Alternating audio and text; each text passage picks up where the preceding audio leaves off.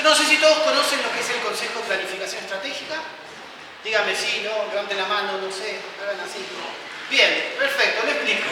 El Consejo de Planificación Estratégica es un instituto, un organismo que existe en la Carta Orgánica, creado en el 2011.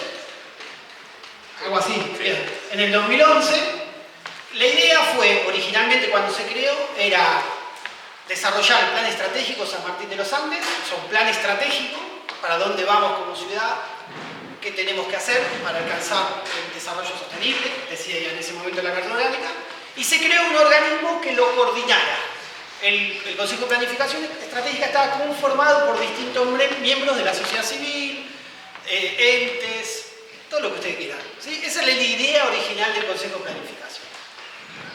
El Consejo de Planificación realmente hizo el plan estratégico del año 2016, no sé si también lo sabían, los habitantes, díganme sí, no, blanco, negro, bien, lo sabían. Muchos de los que estamos acá participamos en el plan estratégico en el año 2016, de hecho yo participé de ahí y no era funcionario, hoy me tocó estar en la gestión pública y estar en el Consejo de Planificación, o sea, coordinando el Consejo de Planificación Estratégica, antes era un miembro más. Así que quizá el día de mañana alguno de ustedes sea funcionario y coordine el Consejo de Planificación Estratégica como yo.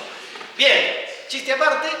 La idea de hoy, gracias al Plan Estratégico San Martín de los Andes 2030, tenemos, gracias a una gestión nuestra del año pasado, el 2024, contratamos dos consultorías, una económica y una urbana, ¿sí? La urbana tiene productos bien puntuales. Desarrollar un modelo territorial, un plan de movilidad y un código de planeamiento urbano. De hecho, esa consultoría fue apoyada por el COPADE, que es el órgano provincial de planificación, y con fondos CFI, es decir, el municipio no puso plata. Digamos, por suerte tuvimos la suerte de que nos dieron esa posibilidad de tener una consultoría de esas características, que como ustedes saben, San Martín de los Andes no tiene un código de planeamiento urbano. Tampoco tiene un plan de movilidad. Bueno, hoy tenemos la suerte, en un año, de poder hacerlo. Nos pusimos codiciosos en el COPE, en la coordinación del COPE, y dijimos, a esa consultoría le queríamos meter más cuestiones económicas. Y incluso en un momento nos dijeron, no, hagamos otra consultoría. Y nos dieron la posibilidad de poder hacer una consultoría económica, que es un poco lo que estamos hoy mostrando, ¿sí? O lo que vamos a mostrar. Bien, esta consultoría económica, al igual que la urbana, dura un año, y la idea es desarrollar una serie de estrategias y lineamientos que ahora Guillermo y Ignacio nos van a contar. Y yo, por suerte, voy a dejar de acá. Entonces, lo que vamos a hacer hoy es aprovechar que los consultores están en la ciudad, ellos son de La Plata, están en la ciudad, hay una contraparte local, que están por ahí dando vueltas, que son de acá, que hoy personas que están trabajando en la consultoría, pero viven acá. Y lo que vamos a hacer hoy es la posibilidad de que estas personas que vienen a hacer la consultoría, nos brinden una charla sobre cosas específicas. En este caso, como dice ahí, la situación actual de la economía argentina. La verdad que ahora estamos muy contentos que eso suceda cada tanto. No sé si supieron de la charla del urbanista Garay que hicimos hace 2 semanas, que nos habló sobre ciudades intermedias.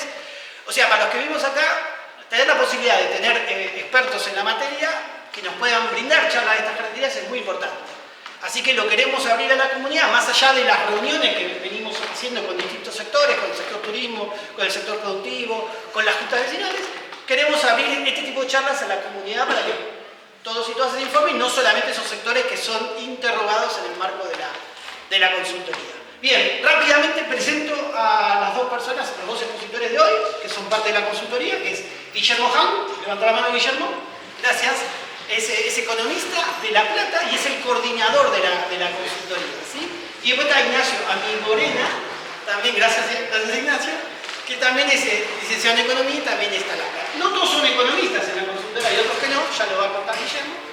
Así que bueno, sin más preámbulos, habiendo explicado qué es el COPE, habiendo explicado qué hacemos hoy acá y de qué va a tratar la charla, le doy la palabra. Muchas gracias. Hola, buenas tardes. Bueno, agradecemos la presencia de todos los mexicanos.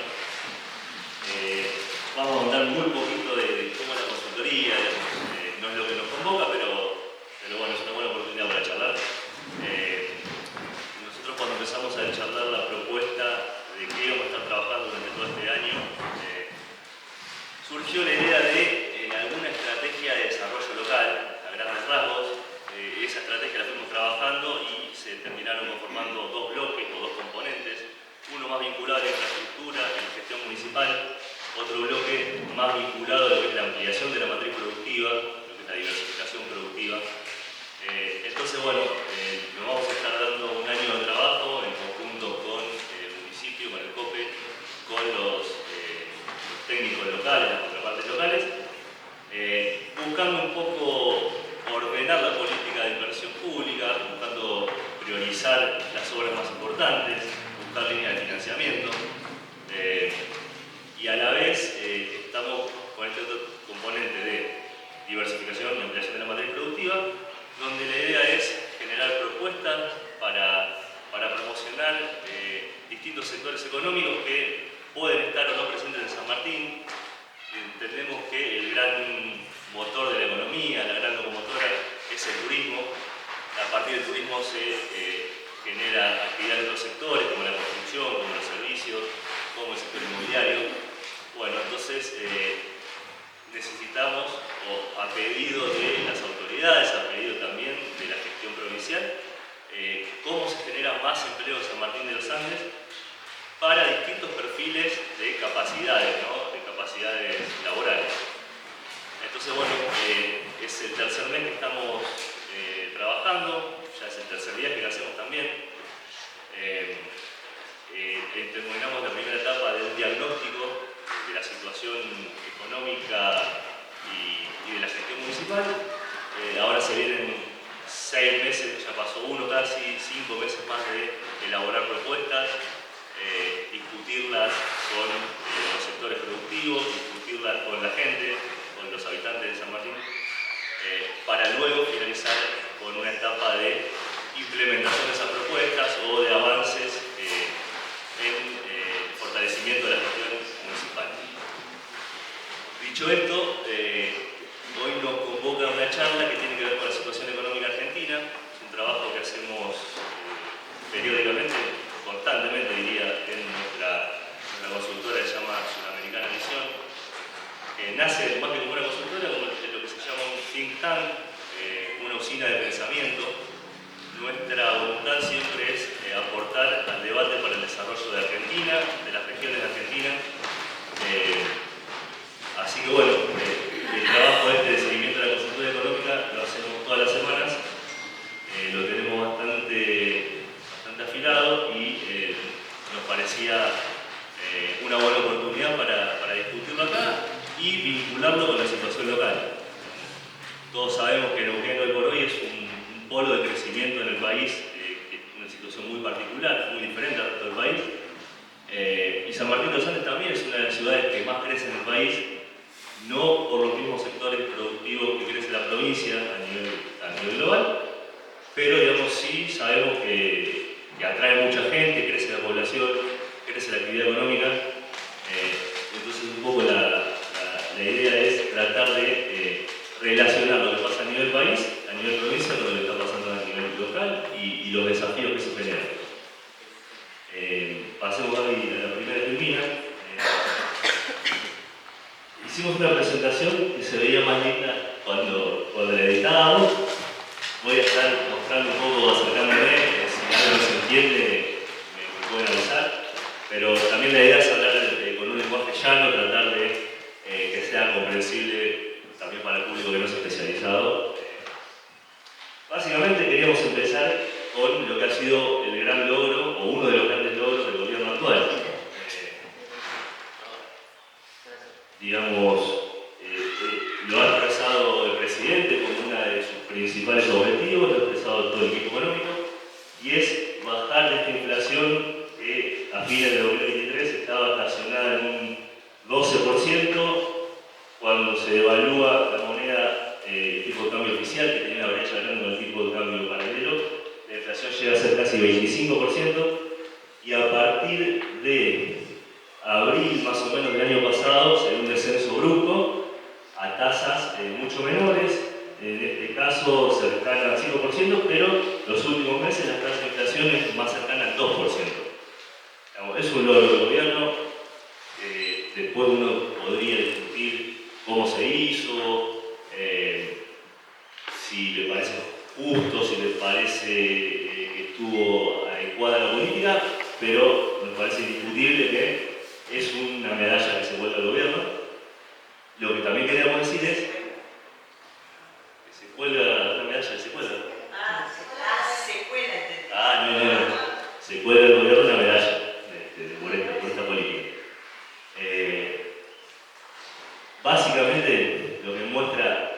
segundo gráfico, índice tipo de cambio real multilateral.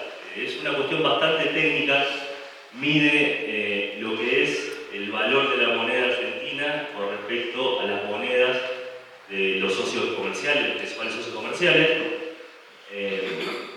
Y lo que vemos es también aquí lo que decíamos, el momento de la devaluación de diciembre de 2023, aumenta mucho el tipo de cambio real. Eso quiere decir, se abarata el peso, se encarece el dólar, a veces se dice que se gana competitividad cambiaria. Y a partir de ahí lo que vemos es que se empieza a perder esa competitividad cambiaria o se empieza a abaratar el dólar. Y yo creo que acá ustedes saben lo que es el dólar barato, lo han visto en la temporada de turismo, lo ven cuando van a comprar a Chile. Lo que el dólar barato permite es abaratar las importaciones en pesos. Entonces, la caída de la inflación está vinculada a la dinámica del dólar, al mayor ingreso de bienes importados, y también se lo vincula con el ajuste fiscal, con la política que el presidente decía de potosierra y licuadora, que el menor gasto público genera una baja o una regulación de la demanda agregada. Entonces lo que vemos es que en estos últimos meses, cuando empieza a subir un poco el tipo de cambio real, es decir, cuando se empieza a encarecer un poquito el dólar, la inflación empieza a subir un poquitito también, pero mucho menos que en otras oportunidades. O sea, el traspaso a precios de la devaluación es mucho menor en este periodo, y eso también es algo bueno para la política económica en general. Dar flexibilidad cambiaria, competitividad cambiaria, sin generar mayor inflación. Pasemos a el próximo. Este es otro de los grandes objetivos del gobierno, mantener el superávit fiscal a como dé lugar. Digamos, está logrando el gobierno un segundo año de superávit fiscal. Esto no se veía desde el periodo 2002-2005, o sea, hace más o menos 22-23 años que no pasaba esto. Digamos, ahí también se trae una discusión, ¿quién paga el ajuste? En este caso, los datos fiscales dicen que, particularmente, lo que son jubilaciones y pensiones, lo que es obra pública, las transferencias a las provincias y los subsidios de la energía son algunos de los ítems que se redujo fuerte el gasto público, en términos reales, ¿no? Tiene que ver también con las prioridades del gobierno. Y después, esto lo que muestra es que el superávit de este año es bastante similar al del año pasado. Y hay toda una discusión, no sé si habrán escuchado, muchas veces en la prensa, que se dice que hay un superávit trucho, que se dibuja el superávit. Eso no es cierto, digamos. Lo que sí es cierto que el gobierno cambió. Bueno, primero vamos a hablar qué es el superávit primario y qué es el superávit fiscal financiero. Pero el superávit primario es la resta entre los ingresos que tiene el gobierno y los gastos. Cuando eso es positivo, es un superávit. Lo que diferencia el superávit primario del financiero es el pago de intereses de la deuda. Y ahí está un poco la discusión de qué tanto superávit hay, qué tanto o cómo se dibuja ese supuesto superávit. Bueno, no hay un dibujo, lo que hay es un cambio en la metodología de medición, porque básicamente se cambiaron los instrumentos de deuda. Antes los instrumentos de deuda pagaban la inflación como intereses. Hoy esa inflación se capitaliza como deuda, entonces se refleja un menor pago de intereses. Uno de los últimos informes del FMI plantea que esa diferencia por el cambio de instrumentos de deuda equivale a 1,5 puntos del PBI. No es nada despreciable, implica pasar de un superávit financiero del 0,3 a un déficit de menos 1,2. Pero bueno, digo, más allá de esta discusión que es muy técnica, lo que es indiscutible es que hay un superávit primario y que la situación del el déficit o superávit financiero está mucho más estabilizada que 2 años atrás. Por eso decíamos también que este es otro logro del gobierno. Más allá de que pueda haber sectores que se sientan perjudicados, como pueden ser los jubilados. Pasemos a la próxima. Bueno, este es otro de los temas que había sido, a mi entender, un gran logro del gobierno durante el primer año y medio de gestión, que era bajar las tasas de interés desde valores que estaban muy elevados, valores cercanos al 200% a fines de 2023, a valores mucho más normales. Estas son las tasas de interés que cobran los ahorristas ante distintas alternativas de inversión. Lo que vemos es que entre enero del año pasado y mediados de este año, una estabilidad de las tasas de interés estaban en niveles razonables con respecto a la inflación. Lo que se ve es que a mediados de este año, tras la idea de, se le dijo la política de tasas endógenas, que decía el mercado de las tasas, en un momento que también había cierto estrés cambiario, bueno, el gobierno empezó a subir fuerte las tasas de interés para tentar a los ahorristas a quedarse en pesos y no irse al dólar. Eso es una política que no es muy recomendable en mi visión. De hecho, el gobierno mismo, cuando tuvo la oportunidad en estos últimos meses, volvió a bajar las tasas de interés. Básicamente esto fue permitido en buena medida con la asistencia del gobierno de Estados Unidos, que declaró que la Argentina era un aliado estratégico y que el tesoro del gobierno de Estados Unidos iba a hacer todo lo posible y hasta lo imposible por ayudar a Argentina en su situación financiera. Pasemos a ver. Digamos, estos 3 logros, los dos primeros creo que son mucho más claros, el tercero es más discutido, pero se logró bajar la tasa de interés sin generar un caos, digamos, cambiario, es algo bueno. Después, digamos, la política del gobierno también ha tenido sus efectos sobre la actividad. Yo lo que quería marcar es la actividad económica en la Argentina está muy vinculada aún hoy al ciclo agrícola. Básicamente lo que queremos mostrar acá es, en el año 2018-2019 hubo una sequía muy grande. Yo entiendo que esa sequía tan grande limitó seriamente, incluso hizo perder las elecciones al gobierno de Macri, un gobierno que venía con turbulencias cambiarias, no podía sostener el valor del dólar, pero tenía cierto apoyo. Cuando se materializa esta sequía tan importante, una de las más importantes de la historia argentina, yo creo que se quedó condenado ahí el gobierno y creo que Macri fue el primer presidente que se presenta a una reelección y no la obtiene. Algo general pasa en el gobierno de Alberto Fernández cuando Massa era ministro. Acá también empieza una sequía muy importante a fines de 2022 y en la campaña de 2023 se materializa sequía fuerte. Por más que acá esta subidita de la actividad fue impulsada, digamos, con gasto público, política de fomento.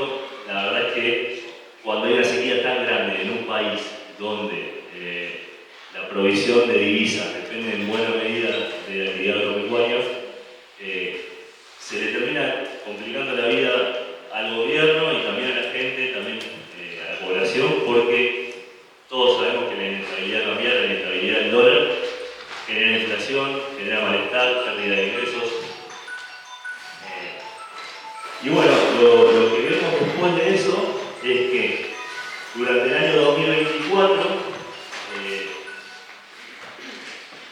junto al ajuste fiscal que planteó el gobierno y esa herencia que venía de la mala situación financiera en general, el 2024 fue un año muy recesivo en el país, que ya hacia el final del año pasado empieza a mostrar algunas señales de recuperación. Durante los primeros meses de este año se genera un pico en la actividad, básicamente apoyado en una muy buena cosecha agrícola, apoyado en el crecimiento de vaca muerta y la exportación de hidrocarburos y minerales, pero mucho más que minerales y hidrocarburos. Lo que vemos es que en los últimos meses la actividad empieza a caer un poquito y medio que se estanca. El último dato es levemente positivo, pero se ve que la tendencia es más bien estancarse. Y bueno, ahora en términos de actividad me parecía interesante plantear por ahí la distinta dinámica de los sectores productivos que componen la actividad económica. No vamos a poner todos los sectores productivos, sino que vamos a poner por ahí los que más interesan a la localidad, a la gente acá de San Martín de los Andes y en Neuquén, ¿no? Bueno, podemos decir que los sectores primarios, lo que son la exportación de recursos naturales, son los sectores que por ahí están en una mejor situación relativa. Después de, decíamos, la sequía de 2022-2023, se recupera fuerte el agro y durante el año que está transcurriendo se mantiene en tasa de crecimiento positiva hasta el último dato. Por ahí tendría que haberlo dicho antes. Este es el cero. Todo lo que esté por arriba del cero quiere decir que la actividad está creciendo con respecto al año anterior. Todo lo que está por debajo del cero quiere decir que la actividad está cayendo. Y este pico tan importante también tiene que ver con que este pico tan importante, o sea, cuando uno crece en una situación tan mala, se generan tasas de crecimiento muy elevadas. Pero bueno, vemos que lo que es minas y canteras, básicamente generación de energía y generación de hidrocarburos, más que nada, y minería, eso tiene un crecimiento sostenido, por lo menos desde el 2021. Son todas tasas de crecimiento positivas. El agro tiene mucha más volatilidad, el factor climático influye mucho, pero también desde mediados, fines de 2023, el agro aporta en términos netos al crecimiento del país. Distinta es la situación de la industria y la construcción. Hoy, o más bien durante la primera mitad del año, se ve una recuperación luego de un año 2024 muy malo. La industria se vio afectada en buena medida por esta situación que decíamos de dólar barato, por la apertura de importaciones, por una baja en el consumo, y la construcción se ve afectada un poco por varios factores, pero mucho más por el parate de la obra pública. Influye mucho en la actividad de la construcción. Seguimos con el mismo tema. Lo que vemos este es el índice de la actividad de la construcción, lo mide el INDEC. Este último año hay una recuperación, pero nada que ver con los niveles récord que hubo años anteriores. Esto es 2017, 2018, esto es 2021, 2023.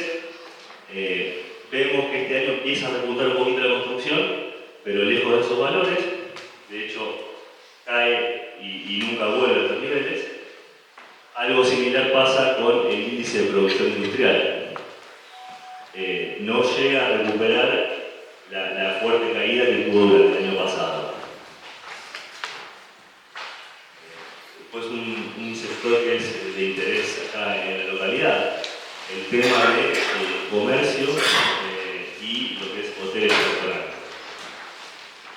Con respecto al comercio, estas tasas, las tasas de crecimiento tan altas tienen que ver con la salida de la pandemia. Cuando después de estar muchos meses la economía cerrada, después de estar muchos sectores imposibilitados de trabajar, cuando se abre la economía las tasas de crecimiento son altísimas. Digamos, no es que la economía estaba en su mejor momento, pero se estaba empezando a recuperar luego de la pandemia. Después vemos que sigue creciendo hasta mediados de 2023. En hoteles y restaurantes, un poco también ayudado por la brecha cambiaria que abarataba el turismo en Argentina para los extranjeros, el sector mantuvo cierto dinamismo, el turismo hasta también finales de 2023, el comercio mayorista y minorista hasta finales de 2023 se mantuvo y a partir de ahí se ve una caída que empieza a recuperar hacia fines del año pasado. No es que los sectores del comercio y hoteles y restaurantes estén en su mejor momento histórico, pero ya no es, o digamos, por lo menos lo que muestran los datos es que salieron de la situación tan recesiva que estaba el año pasado. Bueno, luego me pareció también de interés mostrar lo que son las actividades inmobiliarias y empresariales y lo que es la intermediación financiera. Básicamente, las actividades empresariales inmobiliarias muestran algo similar al comercio, algo similar a lo que mostramos recién. Hacia el año pasado, tasas de crecimiento negativas, pero no demasiado negativas. Durante este año, una recuperación de las actividades inmobiliarias, empresariales y de alquiler. Con respecto a la intermediación financiera, desde el año fin de 2022 cae fuertemente la intermediación financiera, básicamente por una política pública que es bastante negativa, que es usar los depósitos bancarios, digamos, el activo de los bancos para comprar bonos del gobierno ante la imposibilidad de financiarse del gobierno. Eso desintermedia la economía, desintermedia financieramente, hace caer el crédito y básicamente el sector privado no puede tener crédito porque el gobierno está pujando por ese crédito para sostener el déficit fiscal. Vemos que desde finales del año pasado la intermediación financiera sube muchísimo. En algún momento el equipo económico decía algo así como que los bancos trabajen de bancos y en buena medida lo han logrado porque este crecimiento del crédito quiere decir que el sector privado puede acceder a distintas líneas de financiamiento. A su vez, digamos, yo quería ver qué había pasado con la rentabilidad de los bancos ante este crecimiento del crédito, porque también es otra forma de medir el resultado de la actividad de intermediación. Y bueno, hacía un tiempo que no miraba estos números, los bancos se pueden catalogar como uno de los grandes beneficiados de los distintos modelos económicos, con alguna volatilidad, pero estas tasas de rentabilidad sobre el patrimonio son bastante elevadas a nivel mundial. Acá estamos en el orden del 20%, acá del 5%, y acá volvemos a tasas superiores al 20% de rentabilidad sobre el patrimonio. Y me sorprendió un poco cuando vi que la rentabilidad de estos últimos meses no fue tan elevada, a pesar de este crecimiento del crédito. Entonces, uno podría decir, en buena medida, que los bancos están trabajando más de bancos. ¿Y cómo se explican algunas de estas líneas tan elevadas? Bueno, los bancos también en su cartera de inversión tienen bonos del gobierno. Cuando los bonos del gobierno se revalorizan, como sucedió durante la gestión de Massa, que pasó que los bonos crecieron en su valor, y como pasó también con la gestión de Milei y Caputo, bueno, los bancos al tener en sus inversiones bonos públicos, ven estas tasas de rentabilidad a medida que sube el valor de los bonos. Bueno, toda esta dinámica sectorial, todo este, conjunto de sectores productivos, cuando crecen, cuando se achican, tiene sus repercusiones en el tema del empleo, y ahí todo el tema del empleo lo están hablando acá Ignacio. Bueno, gracias Guille. Bueno, un poco la presentación está pensada a partir de contar como los fundamentos que tiene el modelo macroeconómico del gobierno de Milei. Sus buenos resultados, porque es verdad que hay cosas que no se pueden negar, pero también nos interesaba pensar qué impacto o qué influencia tuvieron esos buenos resultados en lo que decimos la economía real, ¿no? Las condiciones de vida de las personas y también el mercado de trabajo, por ejemplo, este caso.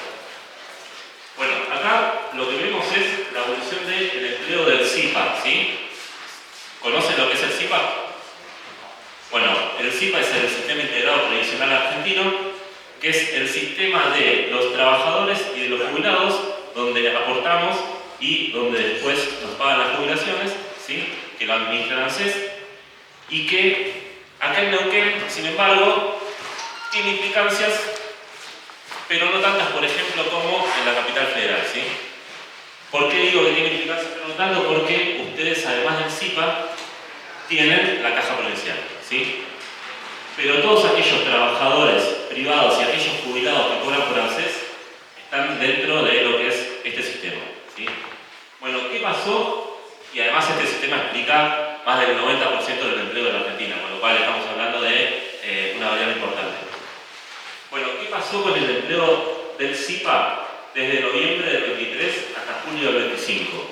El SIPA se divide entre aquellos trabajadores que aportan. ¿Quiénes son los trabajadores que aportan? Bueno, los trabajadores registrados del sector privado, los trabajadores del sector público nacional y de las provincias que transfirieron sus cajas a ANSES y las empleadas de casas particulares. Esos tres conforman los trabajadores formales, digamos, ¿sí? Aquellos que tienen una relación con el empleador. Y después se encuentran otros tres tipos de trabajadores que serían no formales, ¿sí? Pero registrados, que son los autónomos, los monotributistas y los monotributistas sociales. Son distintos tipos de contratos salariales. ¿Qué pasó con el trabajo formal? Bueno, entre noviembre de 2023 y julio de 2025, a nivel nacional se perdieron 200.000 trabajos formales, ¿sí? Si bien es un número no desestimable, es importante, digo, la mayor pérdida de estos trabajos se dio en el sector privado registrado, con lo cual eso es un problema. Cuando veamos luego en qué sectores se dio esa pérdida, digo, eso va a ser todavía más grave. Hubo momentos de la historia donde se perdieron en 2 años muchos más empleos, eso es verdad. ¿Cuál creemos que es el problema? Que un modelo económico es un modelo que debe generar empleo porque es una de las primeras cuestiones que tenemos que tener como eje de la sociedad. Vamos a ver después que no es que no se genera solamente empleo ahora, sino que hace ya 12 años que Argentina no genera empleo, con lo cual el problema es un problema de mediano plazo, pero que actualmente el gobierno no lo ha podido solucionar, ¿sí? Bien, entonces decíamos, la mayor caída se da en el trabajo privado, 127.000 empleos se perdieron desde noviembre del 23, el sector público, la caída fue de 60.000 empleos, casi 58.000, y después vemos que los únicos puestos de trabajo que se crean son aquellos que se relacionan al monotributo y al trabajo autónomo. Con lo cual eso también nos habla del impacto del modelo de Milei en la relación con el trabajo. ¿Por qué digo la relación con el trabajo? Porque todos sabemos que no es lo mismo que nos contraten como trabajadores registrados a tener que nosotros facturar y tener una relación bioterciarizada con una empresa, por ejemplo, ¿sí? Estos trabajadores tienen mucho menos derechos que estos trabajadores, con lo cual esto nos dice algo, y es algo que el gobierno debería también tener en cuenta para pensar el futuro y para pensar sus políticas, ¿sí? Las soluciones, digo, no las tenemos, pero me parece que es algo que cualquier gobierno tendría que tener en cuenta. Perdona, antes no pasaba eso. ¿Eh? Antes de Milei eso no pasaba. Sí, pasaba, ahora después lo voy a mostrar. Pasaba, sin embargo, no una caída tan pronunciada en los últimos años. En la pandemia no hubo caída del empleo registrado, pero ¿sabes por qué? Igual, después si quieren hacemos para preguntar. Porque hubo una política que podemos estar de acuerdo o no, pero del trabajo registrado no hubo una caída, ¿sí? Sí hubo una caída del salario, pero del trabajo registrado no. Pero sí es verdad que desde el 2012 Argentina no crea empleo. O sea, la población crece y Argentina no crea empleo. Pero Neuquén no. Ahora lo vamos a ver. Bueno, les decía, 127.000 empleos se perdieron en el sector privado registrado. Guille nos contaba que el agro viene bien, la energía viene bien, que la industria viene mal y que la construcción viene mal. ¿Qué pasó básicamente? Bueno, de los 127.000 empleos que se perdieron, la mayor caída se da en la construcción, ¿sí? 60.000 empleos menos en el sector construcción. ¿Cómo se explica esto? Bueno, se explica básicamente por un efecto que es el efecto Acá en Neuquén no es tan notoria la caída de la obra pública, ¿sí? Porque el gobierno provincial se hizo cargo de algunas obras, pero sin embargo hay una caída. Ahora, a nivel nacional, la caída de la obra pública es importante, ¿sí? En la provincia de Buenos Aires la caída de la obra pública es importante, con lo cual 60.000 puestos de trabajo menos en la construcción es un dato a tener en cuenta. Otro dato a tener en cuenta tiene que ver con la industria manufacturera, menos 40.000 empleos desde noviembre del 23. ¿Cómo se explica esto? Lo vamos a ver después. Caída del poder adquisitivo y caída en el consumo, también explicado por aumento de importaciones. Son todas cuestiones que son para tener en cuenta en un modelo de desarrollo y creo que el gobierno tiene en cuenta también estas cuestiones. ¿Qué sectores vieron crecer su empleo? Bueno, acá hay algo que me parece que hay un buen dato y un dato que tiene que ver con la actividad. Bueno, principalmente actividades primarias, agricultura, ganadería, pesca, vieron crecer su empleo, pero ¿qué pasa? Son actividades que no son intensivas en trabajo, ¿sí? Entonces, que crezcan esos empleos no mueven el perímetro de lo que es el mercado laboral argentino. Ahora no pasa lo mismo con el comercio, que es esta actividad. El comercio, si bien venía mal en el 2024, viene recuperando. Entonces hay más trabajadores registrados en el sector comercio. Y eso es un dato, ¿sí? ¿Se ve esto? Bueno, acá lo que queremos mostrar es qué pasó con, básicamente, nuestras condiciones de vida, ¿no? ¿Qué pasó con el salario? Con el salario y con las jubilaciones de los argentinos y de las argentinas. Esto es el cero, de acá no se ven los números. Bueno, yo ahora lo voy a explicar. Sí, esto es el cero. ¿Sí? O sea, el eje horizontal marca el cero. Con lo cual, lo que podemos contar es que, viendo los datos oficiales, ¿sí? Los datos salen. Salario sale del INDEC, jubilaciones sale de ANSES y salario mínimo vital y móvil sale del Ministerio de Trabajo. ¿Qué podemos ver? Desde diciembre de 2023, el salario privado registrado casi no varió en términos reales. Es decir, que 6 millones de trabajadores registrados desde 2023 hasta ahora no cambiaron, digamos, sus condiciones de vida. ¿Sí? Es un dato. Es el dato que siempre el gobierno comenta, ¿no? Que el salario registrado privado no cayó. ¿Sí? ¿Qué pasa? Hablamos de 6 millones de trabajadores sobre un total de 22,5 millones de trabajadores que hay en Argentina, con lo cual hablamos de un porcentaje chico. ¿Sí? Y esto que está comparado acá, como para también contar que no solamente estamos hablando de una caída desde el noviembre del 23, sino que este dato es la caída desde noviembre de 2015, o sea, hace 10 años. O sea, en julio del 2025, el salario privado es un 25% menos en términos reales a noviembre de 2015. Con lo cual, hace 10 años que estamos en crisis. Y una crisis básicamente salarial. ¿Sí? Acá lo que vamos a ver es el salario público. Y acá, de nuevo, lo que voy a contar es, tenemos algunos datos de Neuquén. En Neuquén la dinámica no es tan así, ¿sí? Pero a nivel nacional la dinámica es así. ¿Qué pasó con el salario público? Esto es un dato del INDEC. El salario público cayó desde noviembre del 23, 14,3% en términos reales. Y desde noviembre de 2015, un 38% en términos reales. Con lo cual estamos hablando de un salario de casi la mitad.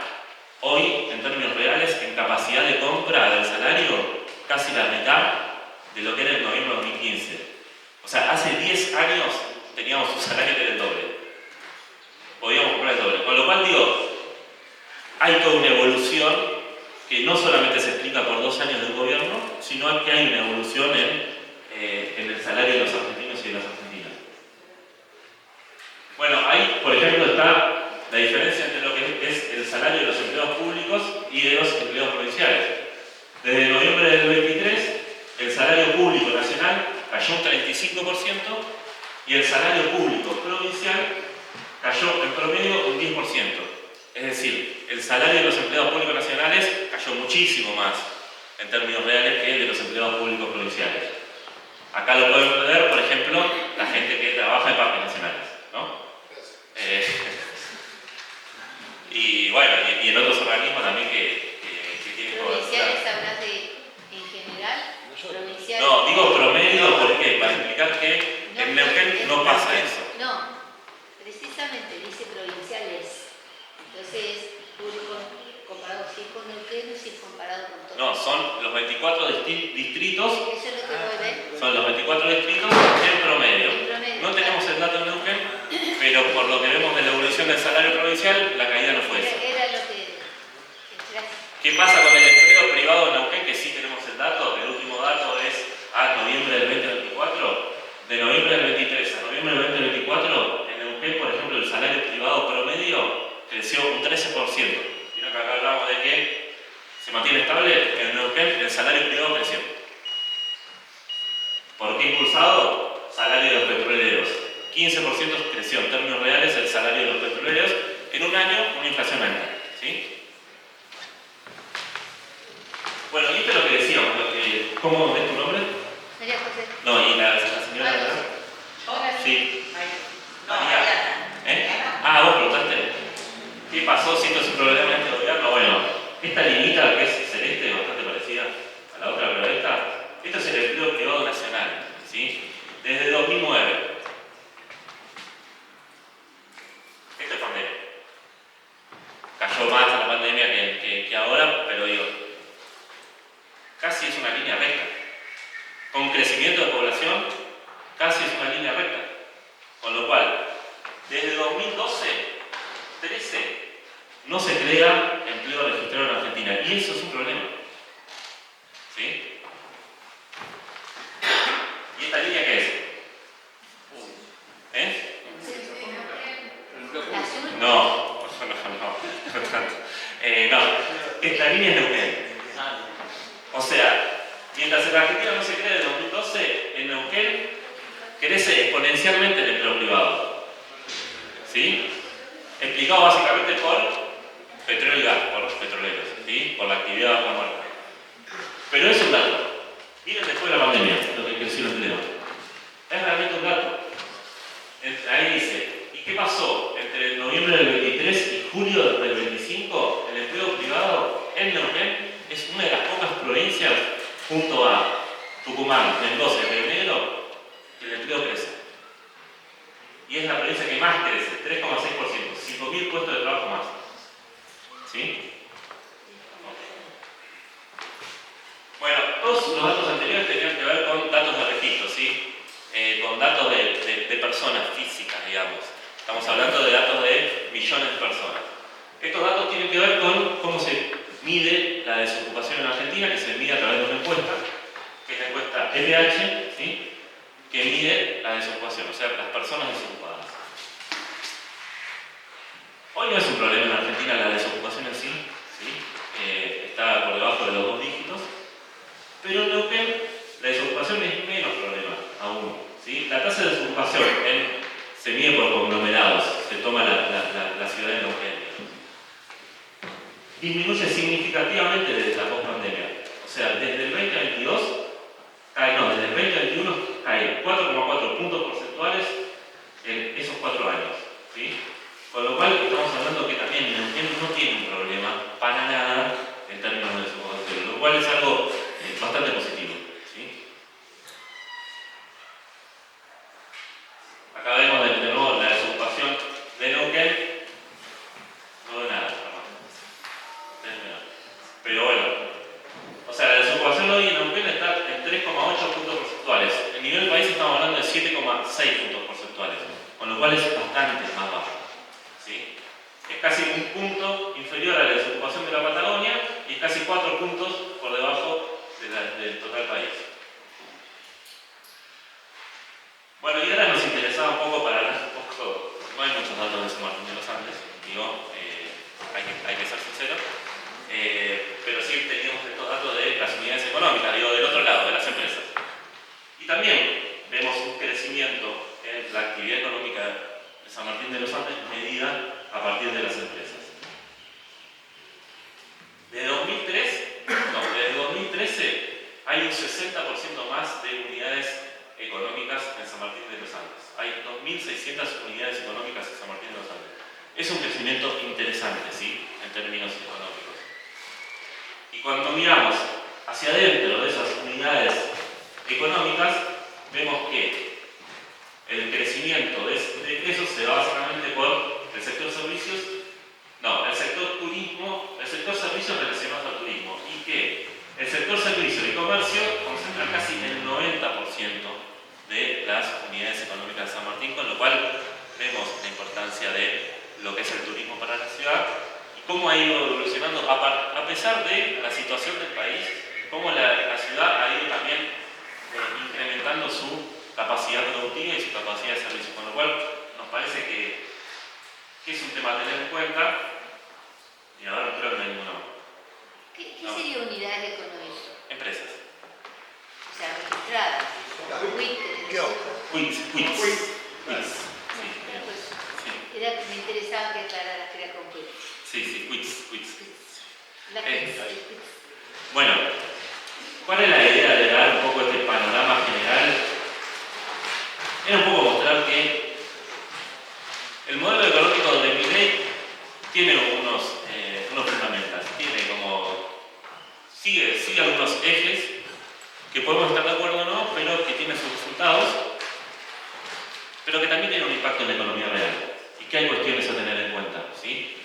Y también, ya que estamos en Neuquén, ya que estamos en Martín de los Andes, entender que existen dos velocidades, ¿sí?, de impacto en el modelo de Milei, que no es lo mismo el impacto en la provincia de Buenos Aires, ¿sí?, que el impacto que tuvo en Neuquén, y que tiene que ver mucho eso con las actividades económicas y productivas que se desarrollan en las provincias. Entonces, un modelo de desarrollo que impulsa la agricultura, que impulsa la minería y que impulsa la energía, ha tenido resultados buenos sobre la acumulación de dólares, ha tenido resultados buenos sobre la actividad, no tanto sobre el empleo, ¿sí? Porque pensemos que las actividades que demandan empleos son más bien las actividades de servicios y las actividades industriales. Y eso es un problema del modelo económico de Milei. Pero bueno, creo que estamos ahí, ¿o qué algo decir? Y nada, abrimos a preguntas y debate, y lo que podamos lo responderemos. Gracias.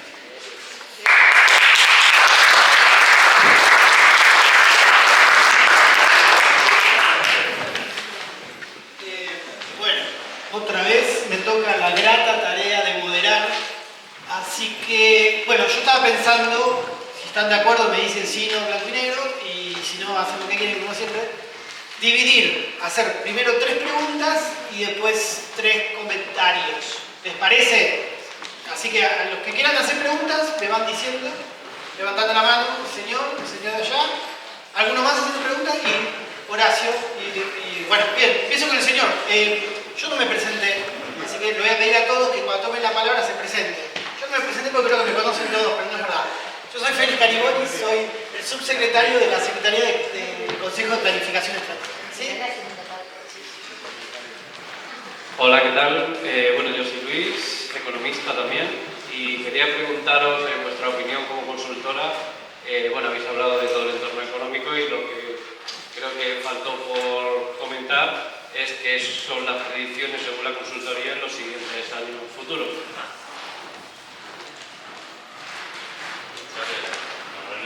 Así, Gracias, Luis. hacemos una y una, así, digamos, no juntamos muchas preguntas y después nos mezclamos los temas. No hablamos de las proyecciones económicas, ¿cierto? Básicamente porque notamos que hay mucha inestabilidad en la economía. Creo que la fuente más confiable de proyecciones a futuro es el relevamiento del Banco Central, el REM, que ahí se condensan los pronósticos de muchas consultoras que sigan a esto. Lo que estamos viendo nosotros es que luego del reacomodamiento cambiario, digamos, de la suba del dólar de los últimos meses y con el apoyo fuerte del gobierno de Estados Unidos, es una situación bastante más estable que lo que era hace 3 meses atrás. Hace 3 meses atrás, las dudas sobre el modelo, sobre la capacidad del gobierno de seguir implementando su esquema económico eran muy elevadas. Con respecto, hoy decíamos que el ciclo económico argentino sigue siendo muy dependiente del agro. Se espera una cosecha de trigo muy importante para fin de año. Eso va a generar ingreso de divisas, eso va a mantener el dólar en cierta estabilidad. Luego ya empiezan algunos interrogantes, también vinculados a la cuestión climática.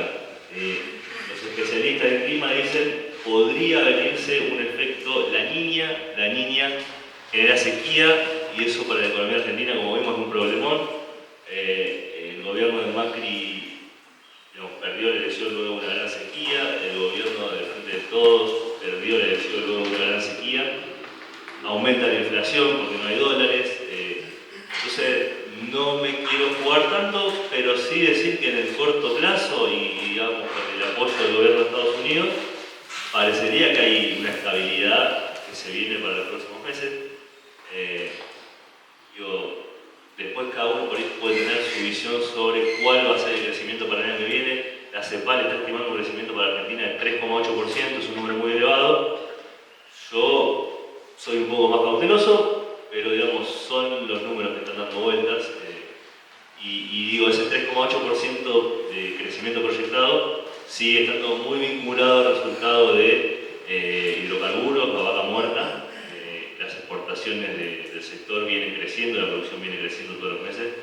Entonces, eso es un cambio estructural en la economía argentina que nos pone algún escalón más arriba que hace unos años atrás, cuando teníamos déficit energético y teníamos que todos los años importar miles de millones de dólares en energía.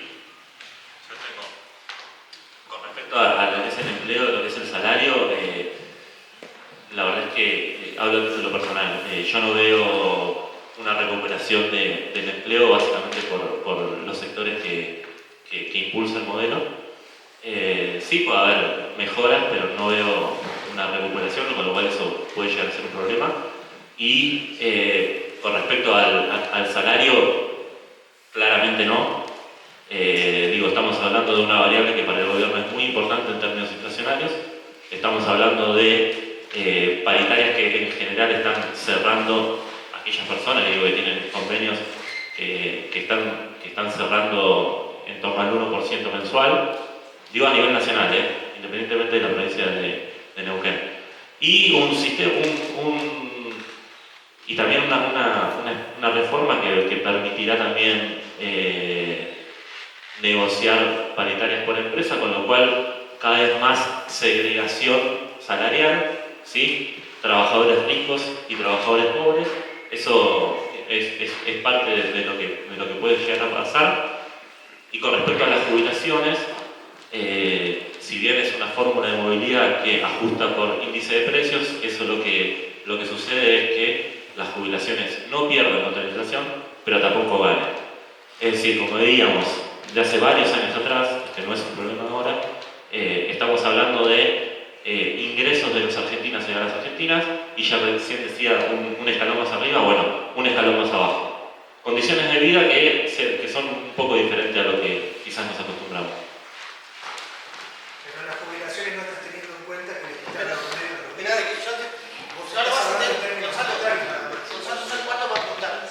Ahora después, si querés decirlo. Sí, esto es solamente ingreso. Estamos en la instancia de preguntas, entiendo yo, Germán, no me acuerdo si era... Bueno, buenas tardes.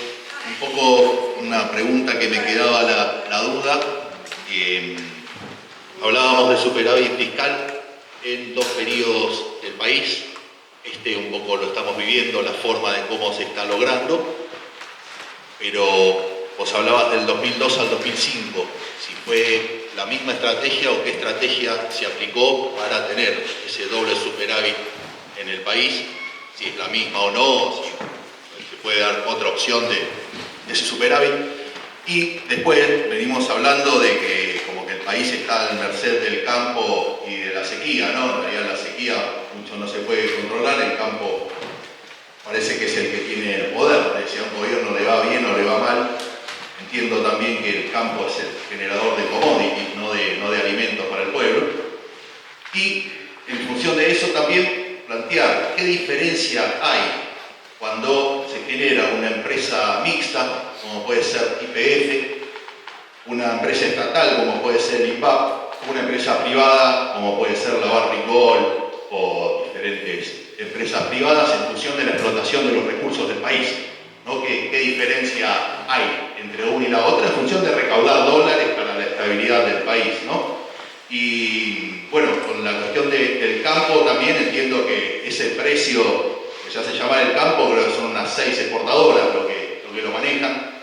Si hay alguna alternativa o experiencias también en otros lugares, entiendo que también hubo acá en Argentina, de cómo se ejerce un control o si se puede haber un método de producción nacional para llevar un poco más ese control del commodity o de la producción de alimentos del país.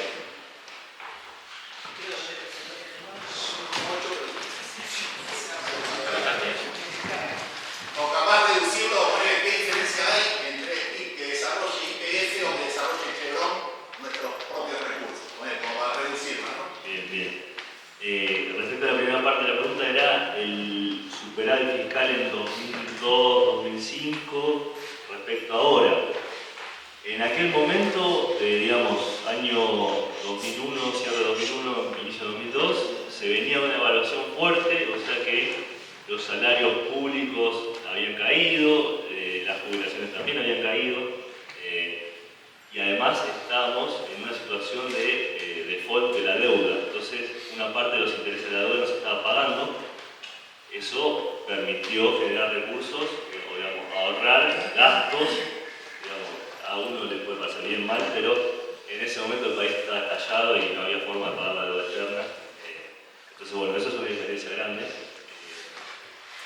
Después, con el transcurso del tiempo,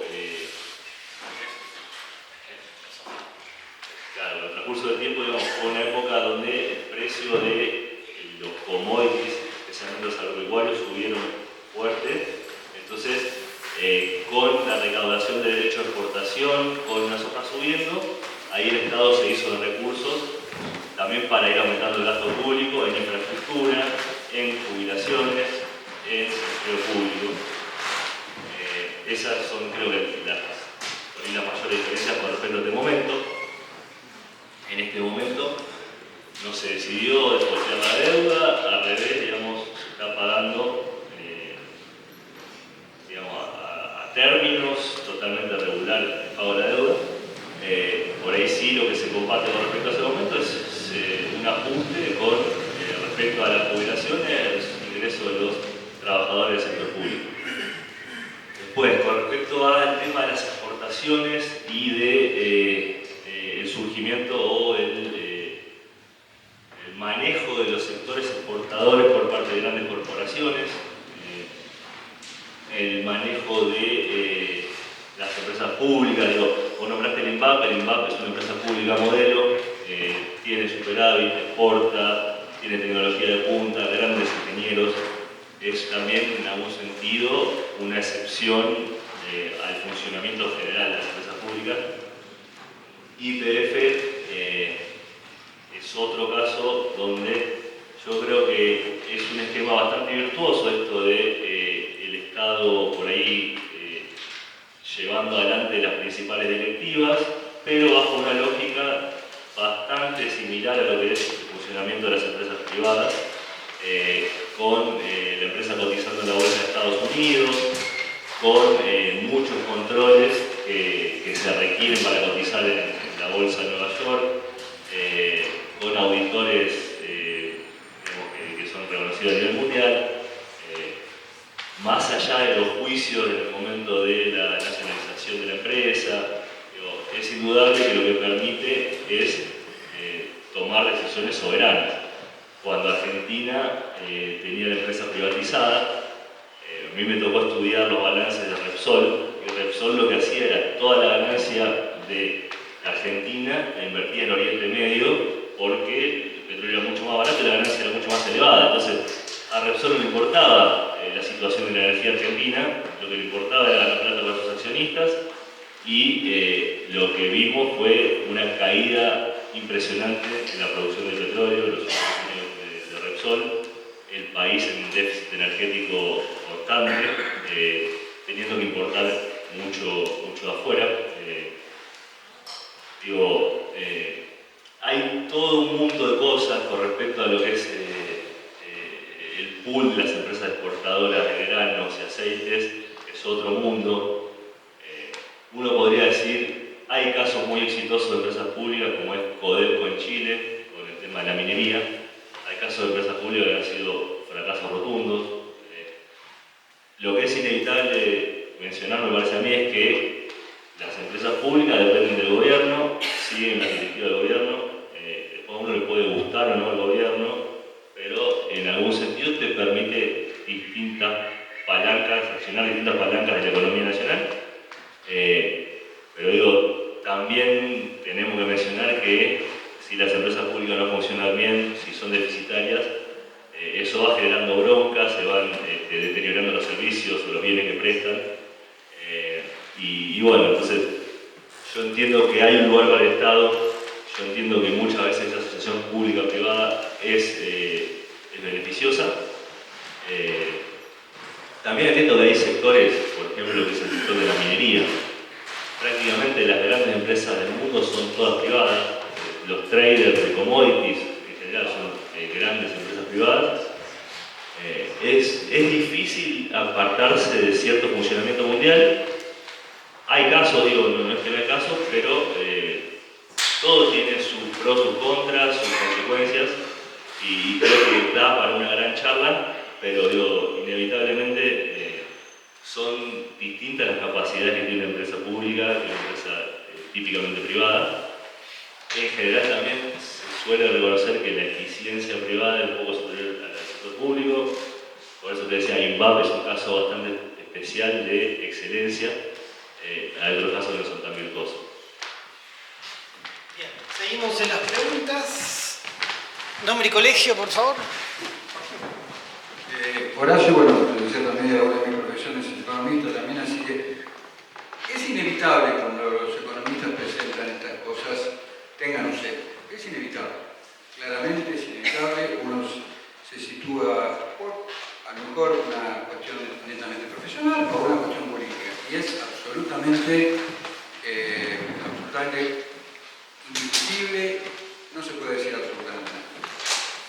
Claro, ¿por qué lo digo esto? Presentaron la inflación con un tema de demanda, claramente, bajamos la demanda agregada y manejamos el tipo de cambio. No manifestamos claramente que la inflación como fenómeno monetario, que hay otra gente que piensa lo diferente. No, específicamente monetario. Como decís, es un tema de anclar el dólar. El dólar no se va a tocar nunca más. Lo que hay que bajar es el costo argentino, que es lo que dice la otro libro. Entonces, y esa es la postura que va a continuar. No es que va a cambiar, va a ser esa. Va a bajar el costo argentino, el dólar va a quedar estable, no vamos a tener más endeudamiento para bancar al Estado. Los bancos, como dijo muy bien el compañero, van a actuar de bancos. La tasa de interés subió realmente por la volatilidad y la terrible presión que hubo política. Eso no cabe ninguna duda, y un economista lo ve eso, está claro. La situación del empleo, está claro que el gobierno la tiene clara. Ahora, el desastre que había, el desastre en las cuentas públicas, el desastre macroeconómico, lo primero que se tiene que hacer, este gobierno lo hizo, y cualquiera lo hubiera hecho, ¿no? Es estabilizar la economía. Vos primero tenés que formar una plataforma estable, marcar las reglas del juego, y obviamente después empezar.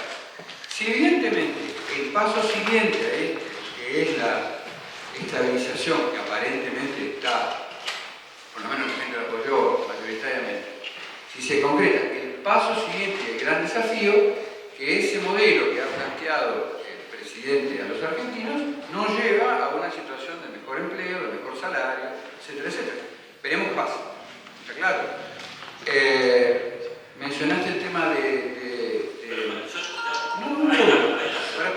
también, porque está bien, me parece, a ver, los acentos que le pone el economista son validísimos, pero... Quiero hacer un paréntesis. Nosotros tratamos de no poner juicios de valor y de hecho presentar datos. No, fue muy sutil lo que lo hicieron fantásticamente bien, no está claro.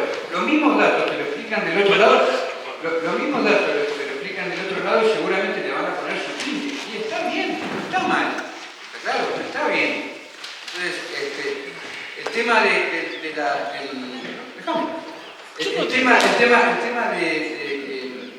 que dijiste que la población registrada que no crecía el empleo. Y después mencionaste un dato que es interesante.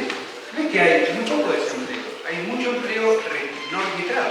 Por lo tanto está claro que hay que bajar el laboral. Esto está clarísimo, si no, no vas a registrar.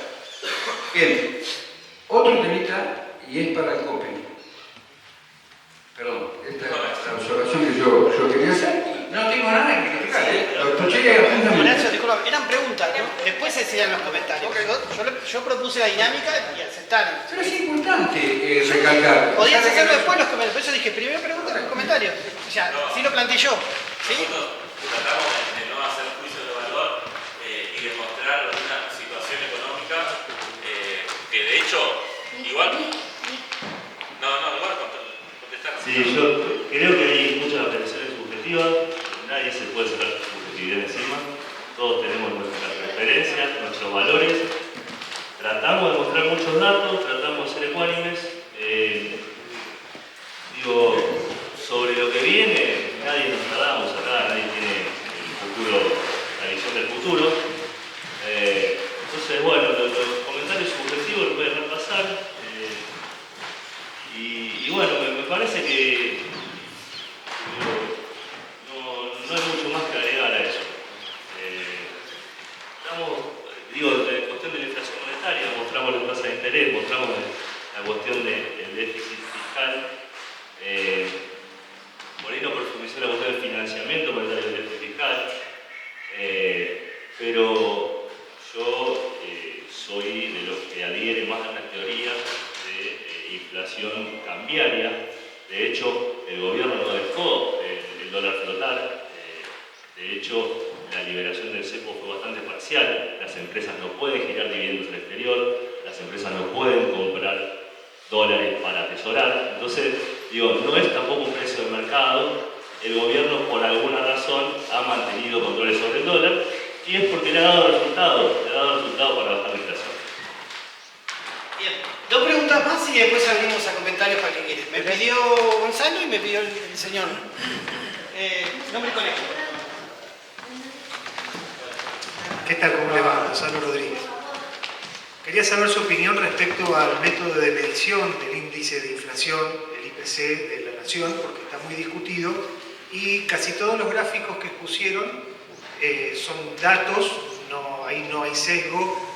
Sí, yo pongo mi cuota de duda sobre que la inflación hoy no está representando, porque es un índice que lo poco que he leído, no es mi métier, no tiene en cuenta los gastos habituales de un argentino promedio hoy. La inflación hoy no representa la suma de los salarios. Si hay algún salario o una paritaria que está igualando a la inflación, igual no tiene la misma capacidad de compra ese trabajador asalariado. Gracias. Ahí con respecto a lo que decís, hay una cuestión metodológica de cómo se definen las canastas. Son canastas relativamente viejas, necesitan una actualización, de hecho en enero se actualizan. Hay cálculos igual de cómo variaría la inflación que se está informando. Son algunos puntos más, pero no es una cosa que cambia radicalmente la situación. La cuestión ahí es, los servicios hoy están un poco subestimados. ¿Por qué? Básicamente porque antes se subsidiaban, entonces eso ocupaba un costo mucho menor en la canasta. Hoy que están menos subsidiados los servicios, ocupan un costo mayor. Eso no está reflejado en el índice, en los ponderadores del índice.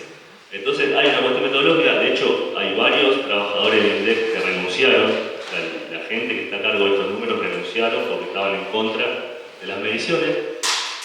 Pero a mí me parecía que, dado que la diferencia entre la inflación informada y la inflación que surgiría de aplicar los nuevos ponderadores no es tan relevante, creo que la cuestión de la inflación es un logro del gobierno y independientemente de cómo se lo mire.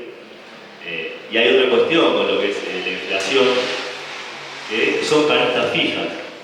Por ahí tienen bienes de hace muchos años que hoy no se consumen. No tienen en cuenta que por ahí si la carne sube mucho uno debe comprar pollo. Pero digamos, no me parece que sea el principal o un punto tan negativo, digo, más allá de que esa renuncia a los trabajadores de INDEC da algo que pensar. Yo creo que la baja de la inflación es un hecho. Después se puede discutir la forma, digamos, quién se ha beneficiado más, quién se ha perjudicado, pero es un hecho. Y bueno, ahora cuando al principio del año que viene se cambie el índice, va a estar mejor reflejado el peso de los servicios en la canasta de la familia. Y además, en términos metodológicos, nosotros utilizamos la inflación para deflactar acá 2 periodos, y la verdad es que esa canasta es la misma que se medía en 2018 a la que se mide hoy, con lo cual, en términos metodológicos para deflactar, no estamos haciendo algo malo, digo, los datos están ok, pero sí es verdad lo que plantea Guille en cuanto al peso de los servicios, y que cuando los servicios en términos relativos crecen más que los bienes, por ejemplo, la canasta va a tender a subestimar el efecto.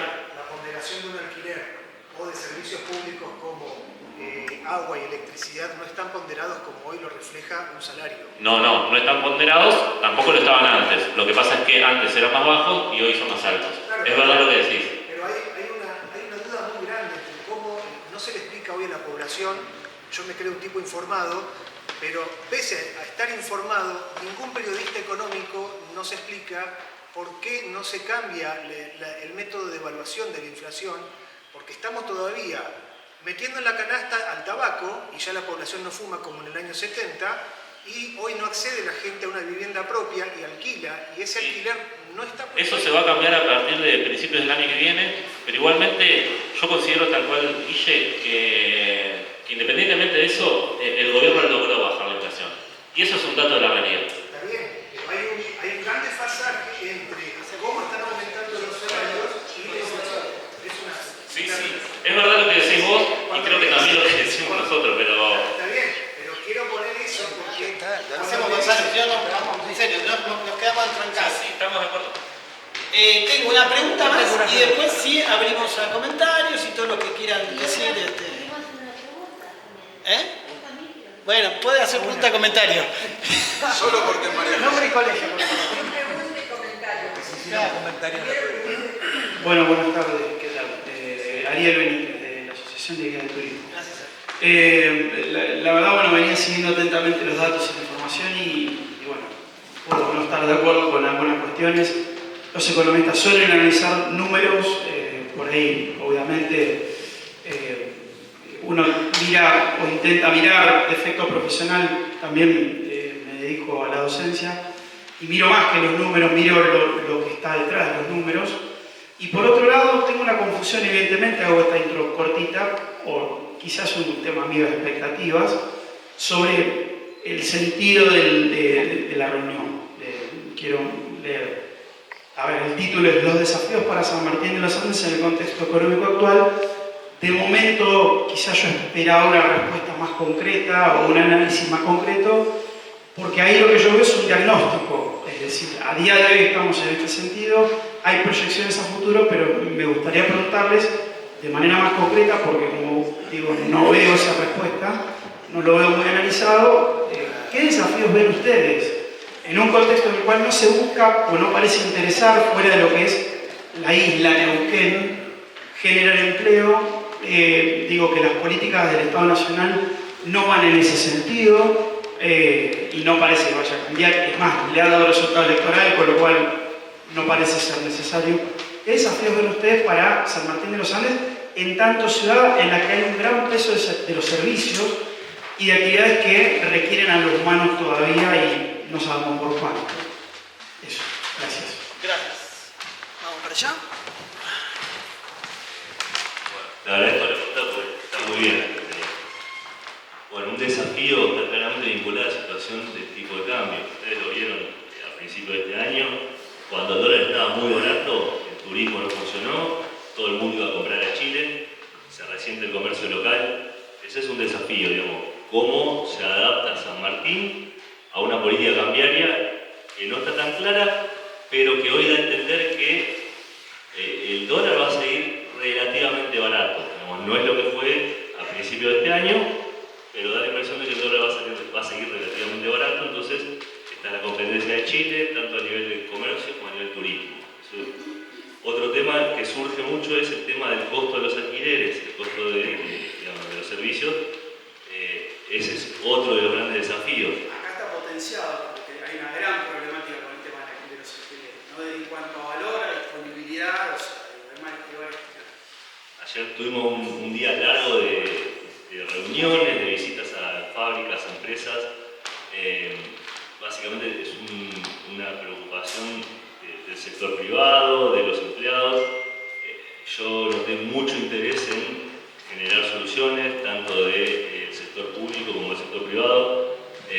Yo creo que ese es un gran desafío. Espero que surjan los acuerdos, los consensos y la voluntad política de avanzar en ese sentido.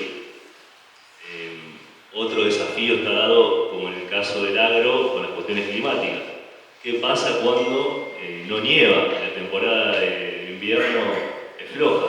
Bueno, por eso también nuestra consultoría tiene que ver con la cuestión de la diversificación productiva, no porque creamos que el turismo es un sector negativo, al revés, todo lo contrario, tiene 1000 virtudes, sino porque qué pasa en esos momentos en que la gente se va de vacaciones a Brasil o que se va a comprar a Chile porque todavía está barato o que no cae nieve. Bueno, no se va de vacaciones porque no tiene el excedente que tenía antes también. También puede ser. En el caso particular de San Martín, por lo menos recibimos gente generales de Capital Federal y Gran Buenos Aires. O sea, por más que Neuquén genere empleo a la industria del turismo, a la actividad turística, si no le va bien al resto del país y al principal centro emisor, es como que eso no se puede desarrollar.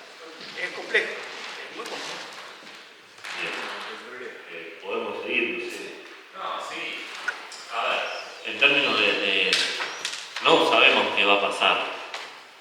Es como decía el señor, digo, es verdad que el gobierno busca un dólar barato. El señor hablaba de una Argentina barata. Ahí va a haber que analizar qué pasa entre el dólar y los precios también, ¿no? Cómo es la relación entre la inflación y la evolución del dólar. Si la inflación sube más que el dólar, va a ser un problema para San Martín de los Andes, ¿sí? Tal cual fue este año. Porque va a perder competitividad. Digo, es una ciudad que está muy cerca de Chile. Es una ciudad que tiene algunos inconvenientes de infraestructura, que es otra parte de la consultoría, con un aeropuerto que quizás podría tener mejores condiciones. Con lo cual, el dólar es una variable fundamental para San Martín de los Andes y el salario de los argentinos también. Digo, veíamos un salario casi de la mitad del salario de 2015, con lo cual la gente claramente no tiene hoy ese excedente como para irse de vacaciones o irse un fin de semana como tenía antes. No es un problema de este gobierno, no es un problema específico, sin embargo en este gobierno se agravó y eso los datos los muestran. Bien, tengo a Eduardo, tengo a Eduardo, a María José, no, a Lucas, Marcelo me había pedido. Así después también retoma, Horacio va a volver a tomar para poder comentar. ¿Listo? Y ahora estoy anotando más. María.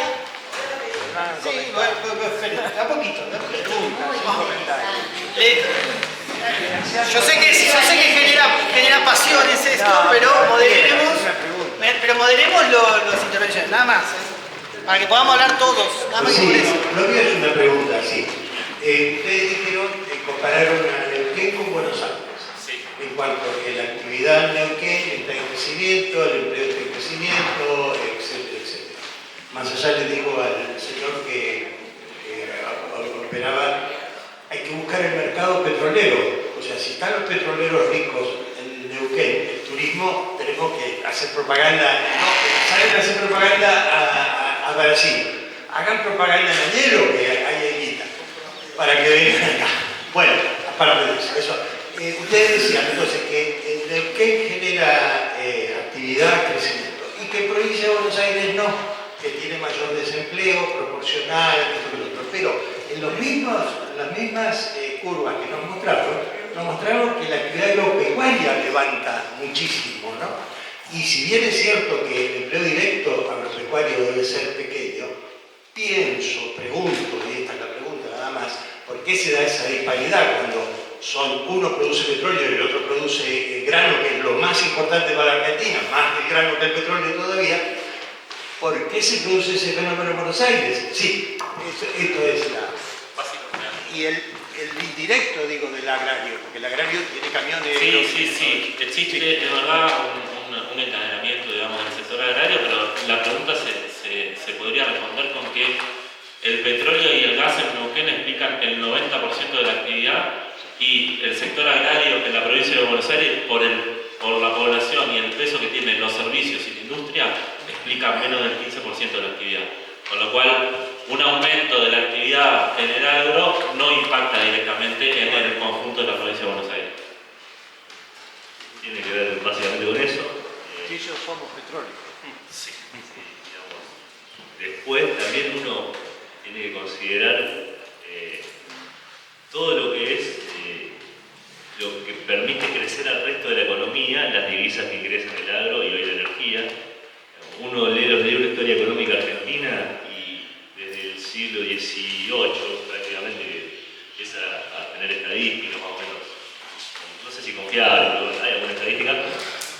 Los años donde crece el campo, crece el país, y no es por el aporte directo, sino porque el crecimiento del campo permite importar bienes de capital, permite construir ferrocarriles, permite diversificar un poco esa matriz a partir de la generación de divisas.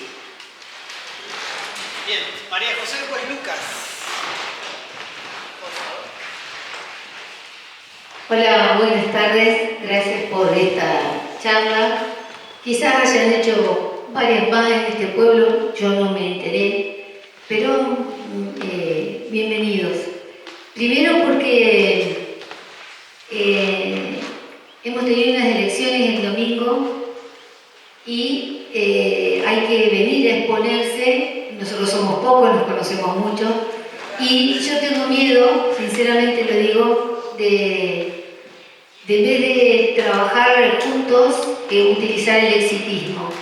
Y la experiencia, con los años que me han dado los años, me dicen que hay que esperar, que hay que ver cómo evoluciona todo, que todos hemos conocido estrellatos y flores de golpes, así que, y no hablo de militares solamente, así que despacito vamos a ir viendo. Dentro de cada ciudadano argentino se esconde un economista. ¿Y por qué se esconde un economista? Porque por ahí yo no tengo ningún tipo de relación con la medicina, pero con la economía que sufro a diario y puedo testificar, sí, o disfruto, no importa, no sé, cada uno. En San Martín de los Andes hay muchísimas realidades, ya lo deben saber ustedes, como en la Argentina, y externalidades que son durísimas de vivir. Me interesa preguntarles algo, 3 cositas, pero una es, como dijo el muchacho, son estadísticas. ¿Cuál es el efecto del trabajo en negro en la economía general y en la de San Martín? El efecto en cuanto a la economía, en cuanto a lo social. Después, ¿cuáles son las tensiones que ustedes han observado que se generan? Yo creo que se generan entre el crecimiento de los servicios turísticos y la generación de espacios donde esa misma gente, o sea, vos cuantas más camas tenés, más camas para gente que atiende el turismo con los servicios, tenga que vivir. Hablamos de los alquileres, casas, viviendas.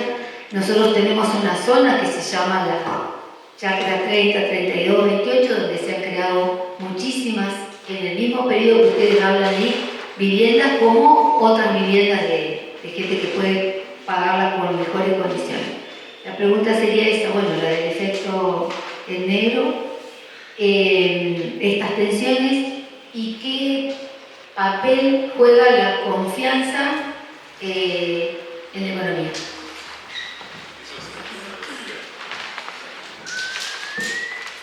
Estaba buscando los números del empleo no registrado, pero no lo... Después te digo bien, pero yo creo que es el principal problema mundial tiene que ver con el empleo no registrado, ¿sí? De la relación de las personas con el trabajo y todo lo que eso implica, ¿sí?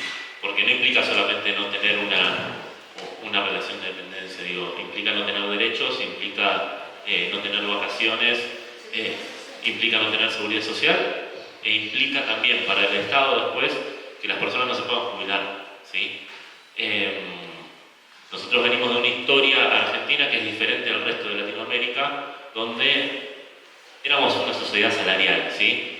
Donde hubo periodos de desempleo, pero sin embargo la gente llegaba a distinta edad y podía jubilarse. Digo, había también mecanismos que permitían a la gente pagar sus aportes faltantes y poder jubilarse. Pero imagínense que hubiese pasado en la pandemia si en lugar del 90% de la población jubilada, hubiésemos tenido el 50% de la población jubilada y sin PAMI. Imagínense si esas personas jubiladas hubiesen tenido que salir a buscarse un ingreso en la pandemia. O sea, la situación hubiese sido completamente distinta. Me parece que tenemos que ser conscientes de una historia salarial y una historia de seguridad social en Argentina que es muy importante. Hoy Argentina es otra, no solamente por estos 2 años, sino que hoy Argentina es otra y va a ser otra respecto al futuro, ¿sí? Porque en los últimos, a partir del 2000 hasta el 2015 también, hablábamos siempre de una relación más o menos de trabajo no registrado en torno al 30% de los trabajadores, ¿sí? O sea, el 30% de los trabajadores eran no registrados. Hoy ese porcentaje subió al 45%. Hay casi la mitad de los trabajadores hoy en Argentina no están registrados. Con lo cual no tienen aportes a la seguridad social, no tienen seguro social, no tienen nada, ¿sí? Es realmente un problema y va a ser un problema para el futuro. Digamos, más allá de la cuestión del financiamiento de la seguridad social, después está la informalidad en la cuestión productiva, en la cuestión de los servicios de alojamiento, de alquiler. Digamos, también genera en el mismo sentido un desfinanciamiento del gobierno. Alguno podrá decir, se gasta más la plata. Bueno, digamos, habrá que evaluar cada caso, pero ese desfinanciamiento del gobierno también está acompañado de una competencia desleal al interior del sector productivo, al interior de los comercios, de las fábricas. Digamos, cuando un comercio quiere trabajar en la formalidad, tiene sobrecostos, tiene distintos trámites que llevar a cabo. Digo, sobrecostos en términos monetarios, pero también en términos de gestión de trámites. Entonces, esa competencia desleal le permite al que trabaja en la informalidad poner precios más baratos. Y por ahí se puede llevar la demanda de aquel que está trabajando bajo las reglas, digamos, en el marco legal vigente. Entonces, digo, es un gran problema. Las principales, digamos, o los países con mayor grado de avance y mayor desarrollo económico tienen niveles de informalidad muchísimo abajo que la Argentina. O sea, la cuestión de la informalidad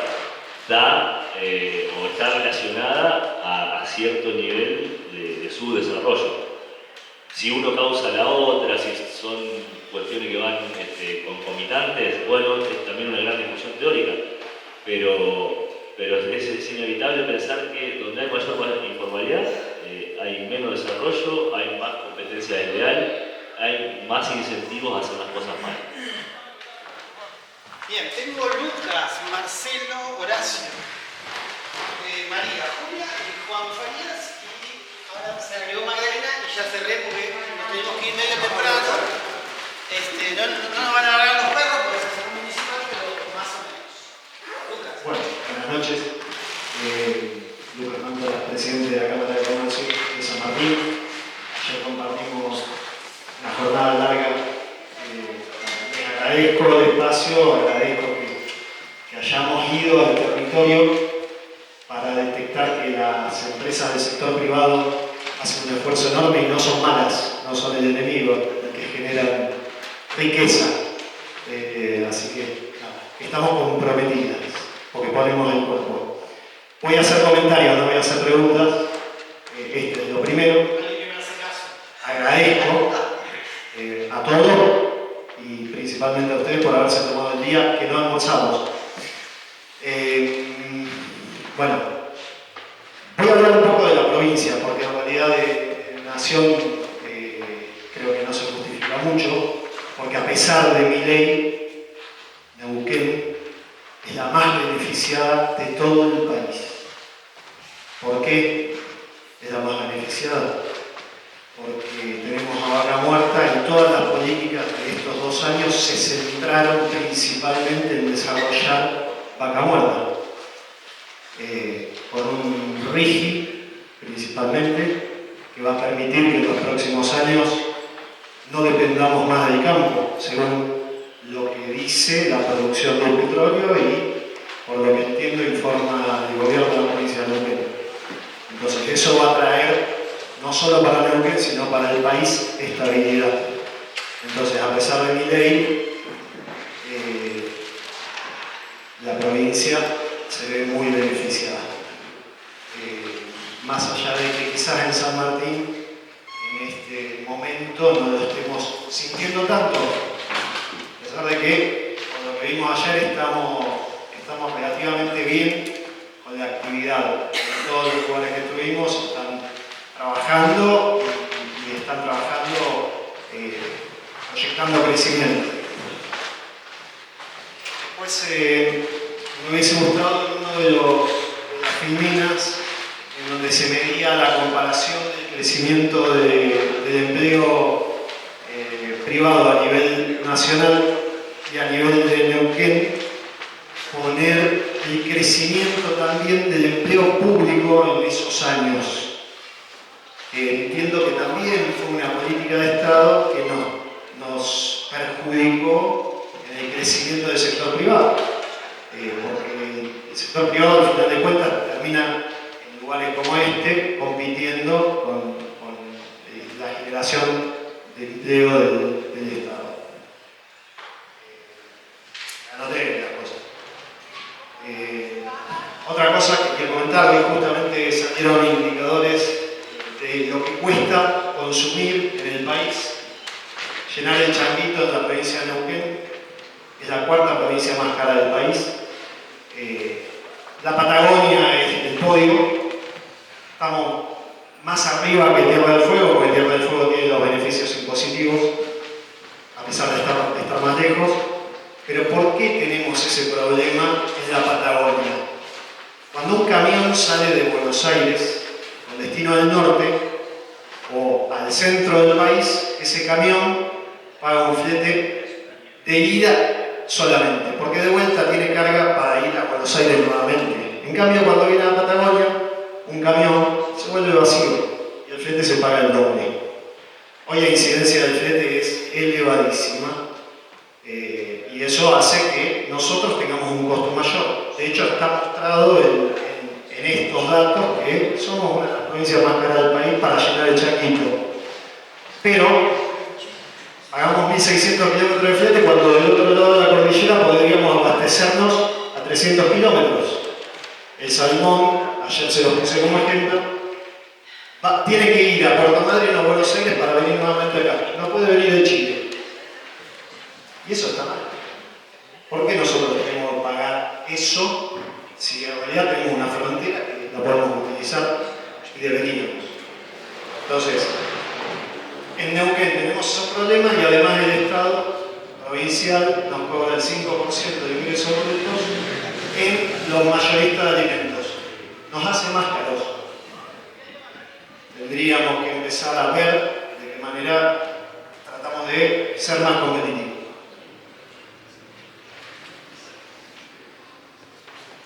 Otra cosa, hasta diciembre del 2023, nuestro personal del sector de comercio y servicios diciembre de 2023 ganaba menos de 350 dólares por mes. Hoy un empleado de comercio está ganando 900 dólares por mes. Entonces, hay una realidad que en dólares gana más. Es cierto todos los datos que ustedes pusieron a disposición, pero también esto es cierto. Y también es cierto que a nosotros nos cuesta mucho más poder pagar esos sueldos. Pero los estamos pagando. Estamos acompañando la situación porque somos equipo con nuestros empleados y colaboradores. Vamos a darle. La última. Empresas públicas. El señor se fue. Pero empresas públicas, tenemos una empresa pública en Neuquén que es superhabitante. Es la que nos provee la energía eléctrica. Ayer conversamos mucho de eso. Tenemos que pagar la energía más cara del país, porque es así, ¿sí? En Neuquén pagamos la energía eléctrica más cara de todo el país. Tendríamos que discutir eso. Y la empresa de energía es provincial, es superhabitaria y además las empresas le tenemos que pagar las obras de potencia a la empresa provincial de energía. El que no sepa el tema, estoy dispuesto a contarle, y si no le pregunta a Martín que sabe. Gracias. Gracias, Lucas. Solo porque te escucho. ¿Quieren así breve o pasamos un comentario? No, ustedes, perfecto. Seguimos. Marcelo. Sí, a partir de la valoración positiva de ustedes respecto a estabilidad de baja inflación en estos meses y de dólar estable, lo valoraron positivamente. Bueno, sí, salgo yo, lo digo yo, lo pusieron como positivo, digamos. Yo creo que las consecuencias de eso es que a pocos les fue bien y a muchos nos va mal para la finanza política. Y otra cosa, ¿por qué no hablaron de la deuda externa? Porque tengo el prejuicio que esto también se mantiene por ingresos, distintas fuentes de ingresos de deuda que la van a pagar nosotros. ¿Por qué no meten en la ecuación de deuda externa para mantener esta política? Ahí está.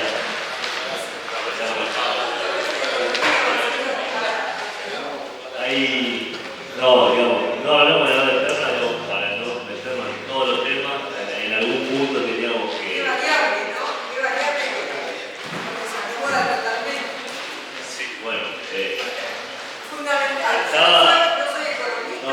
pero era básico. Estaba el gráfico preparado por surgir la pregunta. Nosotros nos propusimos hacer una charla bueno, que sea de mayor interés para la comunidad acá. Nos parecía que había que tratar de la actividad económica, el empleo, los sectores productivos. Sí, pero eso está todo muy vinculado a la actividad, al empleo. La verdad es que es un problemón la deuda externa. Básicamente lo que vemos ahí es un calendario de pagos terriblemente desafiante para el país. Durante el año próximo, entre vencimiento de capitales e intereses, hay que pagar aproximadamente 23.000 millones de dólares. Es cierto que buena parte de eso se va a refinanciar, digamos, el gobierno tiene buena sintonía con el FMI, probablemente se vaya a refinanciar una parte. Por ejemplo, acá el número es en enero de este año, el 7 de enero, va a haber que pagar alrededor de 5.000 millones de dólares. Eso hasta hace 2 meses no había ni una pista de cómo se iba a pagar. A partir del acuerdo con el gobierno de Estados Unidos, pues el gobierno de Estados Unidos dijo: yo voy a ayudar a la Argentina, lo voy a sostener a la Argentina, como sea. Entonces, hoy por hoy pareciera que esa incógnita está despejada. Y hay una cuestión con el tema de la deuda. Mucha gente considera que toda la deuda es lo mismo. Yo no soy de esa opinión.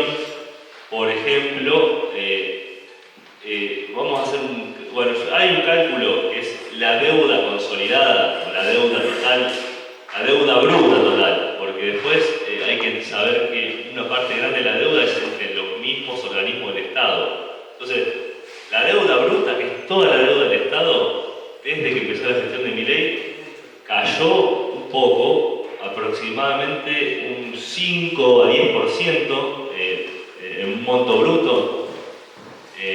Lo que pasa es que cambió fuerte esa composición, cambió, se redujo la deuda en pesos y aumenta mucho la deuda con el FMI. Y eso es un gran problema.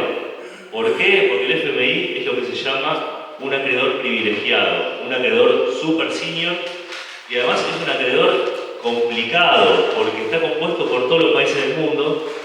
Entonces ahí hay que negociar con los que mueven al perímetro, son 4 o 5, pero una negociación política de ese estilo lleva a tener que buscar consensos con 20 países importantes, 30 países. Después hay un montón de países que sabemos que en la economía mundial no tienen un gran peso. ¿Y por qué también es complicada la deuda en el fondo? Porque cuando uno tiene deuda, por ejemplo, con el sector privado quiere que le paguen y no mucho más. En general están de acuerdo con las políticas de ajuste fiscal, en general están de acuerdo con las políticas de promoción de las exportaciones, porque de ahí se sacan los dólares para pagar la deuda. Cuando uno tiene deuda con el FMI, ahí empiezan las imposiciones. Si este país no hace tal cosa, yo no lo refinancio. Si este país no hace tal cosa, el gobierno de algún país potencia mundial puede tomar reprimendas, por ejemplo, en el ámbito del comercio internacional, por ejemplo, en el ámbito de las relaciones internacionales. Entonces, también es cierto que hoy por hoy hay grupos de acreedores o fondos de inversión que son mucho más grandes, más importantes que los propios países. Pero la deuda con el FMI tiene esa particularidad de que es un acreedor privilegiado. Y uno diría, y con Estados Unidos, bueno, la deuda no es tan grande, ¿no? Y el tema es que Estados Unidos tiene la representación del FMI. No, lo que quería decir es que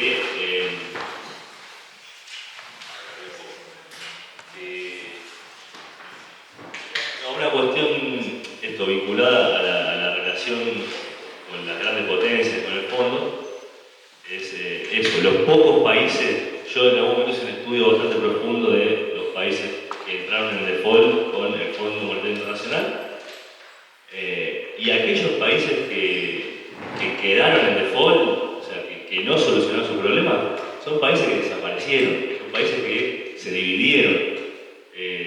Hoy me surge el caso de Libia y algún otro país africano que no podría decir, como no le pagó el FMI, se dividió, pero sí que estar en grande problema con el FMI lleva a grandes tensiones internas de los países y, los únicos países que no saltaron sus deudas con el fondo terminaron desapareciendo. O sea que hay que pagarles. Ese es el gran problema. Gracias. Voy con Sephora, si sé que va María. ¿Nombre y colegio? Hola, ¿qué tal? Mi nombre es María Ferreira.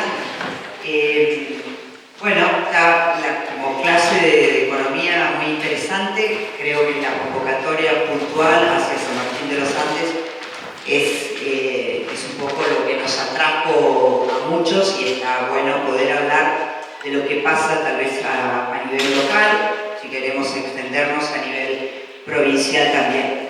Curiosamente me llamó la atención a mí en algunas cuestiones que no se habló de la emisión, ¿no? Digo, esto de la devaluación con emisión y la realidad que hoy existe de cero emisión. Pero bueno, esto tal vez no, el aumento del momento del... ¿Perdón, Julio? Perdón. Seguí, María, seguí. Ok. No interrumpas, por favor.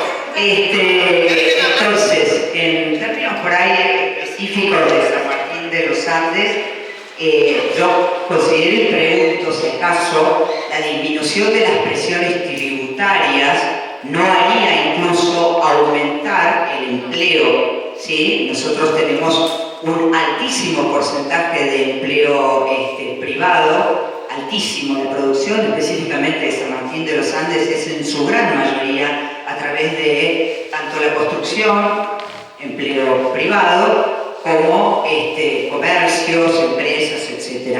Entonces, tal vez una de las respuestas pueda ser que la disminución en las presiones tributarias que nosotros recibimos puedan llegar a ayudar justamente a aumentar el empleo formal. San Martín de los Andes es la vaca muerta en términos de turismo. Esto es, el que no lo vea, digamos, el turismo San Martín de los Andes, la puerta de acceso al Parque Nacional Lavín. Es decir, la zona sur, si se quiere, digamos, abarca mucho más. Con lo cual también hay ciertas flexibilizaciones que se podrían conseguir en esos términos, en términos también de regulaciones, que también aumentarían el turismo, ¿sí? Y, por supuesto, el beneficio para muchos prestadores. Esto lo pensé cuando hablaba, él estaba como en la guía de pesca, si no me equivoco. Como dijo María José, es cierto que cada uno revisa la economía y mide la economía en términos de bolsillos, de capacidad, digamos, concreta de compra en la familia. Economía personal, digo, yo en diciembre del 23 cobraba $82 y el litro de leche costó 2.100, 2.200 pesos. En octubre del 25 no cobro una maravilla, por supuesto, porque el tema de las jubilaciones no es un tema de los 2 últimos años, sino un tema histórico que no me voy a meter porque no es injerencia solamente de este gobierno. Tenemos un arrastre que es muy largo. La realidad es que en octubre del 25 cobro $500, ¿sí? Y el litro de leche lo pago 1.600 pesos. A ver, capacidad de bolsillo, por supuesto que hay muchísimas otras variables que pueden llegar a influir. Pero paso esto ahora al término de empleados. Yo no tengo empleados, pero mi marido sí, tiene un pequeño comercio, una pyme, ¿sí? En diciembre del 23 sus empleados ganaban, en términos reales, $500, el de mayor antigüedad. En octubre del 25 ganan $2.500. No podían, por supuesto, en diciembre del 23 no ir a Chile a conseguir cosas más baratas. Hoy tienen la posibilidad de ahorrar justamente para poder viajar eventualmente si lo quisieran, porque además pensemos que aquello que llamaron previaje, alguien lo pagó. Eso que fue un beneficio para los argentinos fue pagado por alguien. Posiblemente los chicos del Chaco Profundo o de Jujuy pagaron el previaje de muchos. Entonces, insisto con que, y esto es algo que se lo escucho a mi marido, si bajaran las cargas tributarias al empleador, posiblemente en vez de tener 5 empleados, podría tener 7 u 8, porque saben perfectamente cuánto es lo que representa un empleado para un empleador, ¿no? En el sector privado. Nada más, esta es mi reflexión. Gracias, María. Soy re malo, tengo que cerrar, discúlpenme, no me odien, pero así me escribieron que tengo que cerrar. Así que pido disculpas. Yo no voy a aceptar que no me dejes hablar. ¿Sí? Entonces yo sé, Félix, yo te quiero un montón, lo quiero un montón a Martín. Martín tiene que ver. No sé si ustedes nacieron en La Plata, yo nací en 248, pero sé que quedaron en 6, 47 y 48, ¿no es cierto? Bueno, cuando los escucho, estoy hablando sin que me autorice Félix, pero soy superior para él. Julia, bueno, sí, yo sé que estás esperando no, ganas. porque yo sé que, como dijo, creo que María o María José vinieron en un momento bravo, ¿no es cierto? Para quienes nos educamos, nos criamos y luchamos por una patria libre, justa y soberana, con economía, con soberanía política, con soberanía territorial política, entonces vamos a seguir luchando. No nos creemos este bolazo, es una mentira lo que estamos viviendo. Primero, no hablaron de la deuda externa que nos tiene alguien decía que ganábamos el doble en noviembre del 2015. Sí, y sin deuda externa. Ganábamos el doble y sin una deuda externa. Esta deuda no nos va a dejar respirar mis nietos, mis bisnietos no la van a pagar. Ya lo dije por mandato. Que tengan la orden de no pagarla. Va a ser seguramente de una forma quizás brusca, ¿no? La que no lo tengan que hacer. Suele ser. Entonces, después decir de esta provincia a la que yo vine a trabajar desde la calle 248, vine para acá como médica, trabajé para el Sistema Público de Salud. Esta provincia creó los sistemas de salud y de educación por Felipe Zapag, que ya deben haber indagado y deben saber quién fue, donde había salud gratuita y un sistema de salud ejemplar en Latinoamérica. Habrán sabido de eso en esta auditoría que están haciendo, no sé si se llama auditoría o qué, bueno, consultoría, perdón. Luchamos porque la caja no se nacionalizara, porque muchas veces esta caja fue amenazada con nacionalizar. Luchamos para que no se nacionalizara. Imagínense qué sería de nuestra caja de jubilación. Hablo con confianza porque los conozco más o menos. Y a la mitad los así que aguántenme un poquitito porque Félix me reconoce y está re nervioso. Pero como quedamos poco, voy a seguir hablando. La defendimos a esta caja porque si no esta caja moría y se nacionalizaba. Y una de las cosas, solamente en este país y quizás en Ecuador se habla del dólar. En otros lugares no están ni preocupados por el dólar. Y ustedes solamente hablaron, hasta alguien dijo ahí cuánto gana un trabajador de acá en dólares. Nuestro peso es el peso argentino y lo vamos a defender. Y no vamos a permitir, porque ese bolazo de los que se ilusionaron que les iban a dolarizar, fíjate dónde quedaron. Porque la verdad que la dolarización ni la pensó. Entonces, chicos platenses, ¿así los del rato o fue la estudianza? Bueno, los platenses, les digo que el tema de la deuda externa es una cosa que no nos va a dejar pensar mucho. Y el dólar no flota, muchachos. El dólar lo sostiene el Tesoro de Estados Unidos. Y están haciendo carry trade con nuestra plata. Están comprando pesos, ¿sí? Aumentan el dólar, venden el dólar. ¿Sabían eso? Hacen carry trade con nuestro. Listo. Gracias.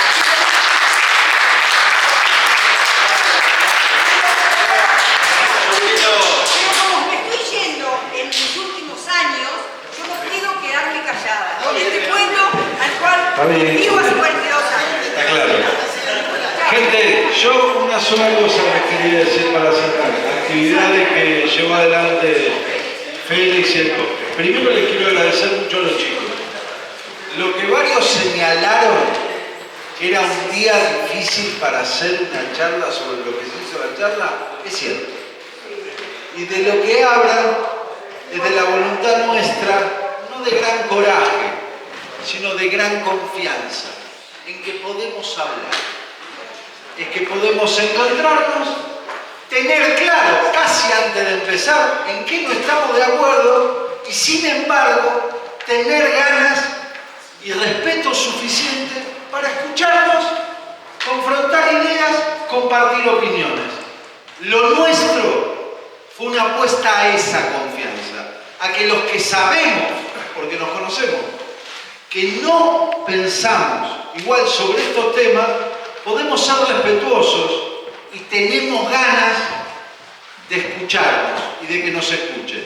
Así que yo les agradezco, tienen un nivel, el esfuerzo que ellos hacen porque todos podamos entender de cosas complicadas, no quiero que se desluzca, tienen un gran nivel de conocimiento técnico y teórico.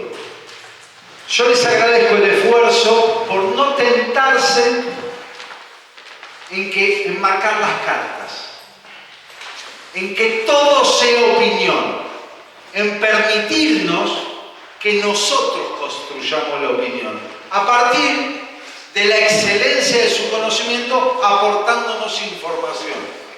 Es difícil esa tarea, porque obviamente tienen opinión. Pero ese fue el pedido nuestro. Ayúdennos a que nosotros colectivamente construyamos opinión.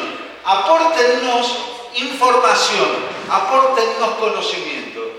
Yo estoy muy contento de que hayamos podido tolerarnos, sabernos, aguantarnos y a pesar de todo seguir teniendo ganas de estar, escucharnos y hacernos escuchar.